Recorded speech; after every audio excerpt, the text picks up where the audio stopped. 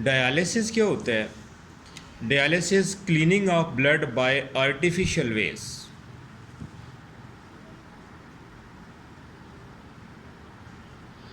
Cleaning of blood by artificial veg.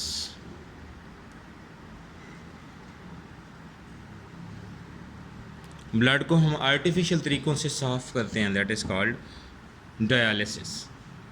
अच्छा, फिर methods जो है ना डायलिसिस के, वो दो हैं, ठीक है।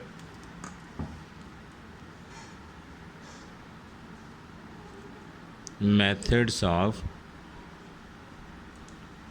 डायलिसिस, दो मेथड्स हैं। एक मेथड कहलाता है पेरिटोनल डायलिसिस, पेरिटोनियल डायलिसिस, और दूसरा जो है दैट इज़ कॉल्ड हेमोडायलिसिस।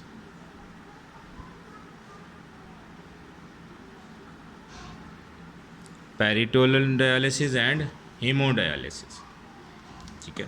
ये दोनों तरीके हम बारी बारी जानते हैं कि क्या होते हैं। फर्स्ट ऑफ ऑल हम बात करते हैं पेरिटोनल डायलिसिस की।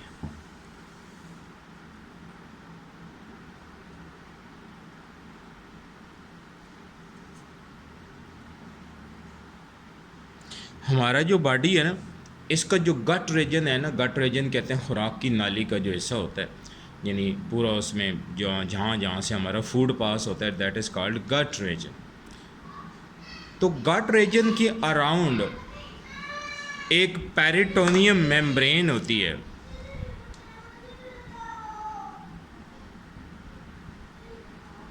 पेरिटोनियम मेम्ब्रेन, और इसके बाद खाली जगह होती है जिसे पेरिटोनियल कैविटी कहा जाता है। तो ये जो पेरिटोनियम है ना, इसके अंदर ब्लड वेसल्स भी होते हैं, ब्लड कैपिलरीज भी होती हैं, ठीक है। ब्लड यहाँ से पास कर रहा होता है। तो बाहर से एक फ्लूइड जिसे पेरिटोनियल फ्लूइड कहा जाता है, वो हमारे बॉडी में इंजेक्ट कर दिया जाता है। और वो फ्लूइड जो होता है ना, उसमें उसकी जो केमिकल कंपोजिशन है वो इस तरह रखी जाती है कि ब्लड में से जो वेस्ट प्रोडक्ट्स हैं वो उस फ्लूइड के अंदर आ जाते हैं, और वहाँ से जो वेस्ट प्रोडक्ट हैं वो फ्लूइड के अंदर आ गए। फिर फ्लूइड को जो है ना वो 4-5 घंटों के बाद वहाँ से बॉडी से बाहर निकाल लिया गया, और इस तरह ब्लड से जो वेस्ट प्रोडक्ट्स हैं वो ख़त्म हो गए।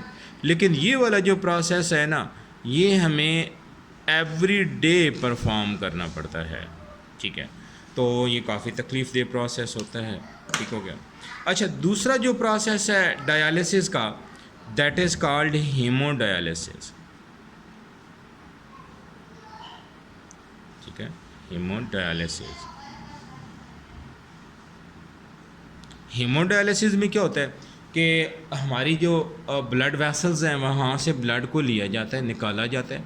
फिर आगे एक मशीन होती है जिसमें मेम्ब्रेन्स लगी हुई होती हैं, ब्लड ट्यूब में से गुजरता है, जबकि जो डायलिसिंग फ्लूइड है वो मेम्ब्रेन्स के अराउंड होता है।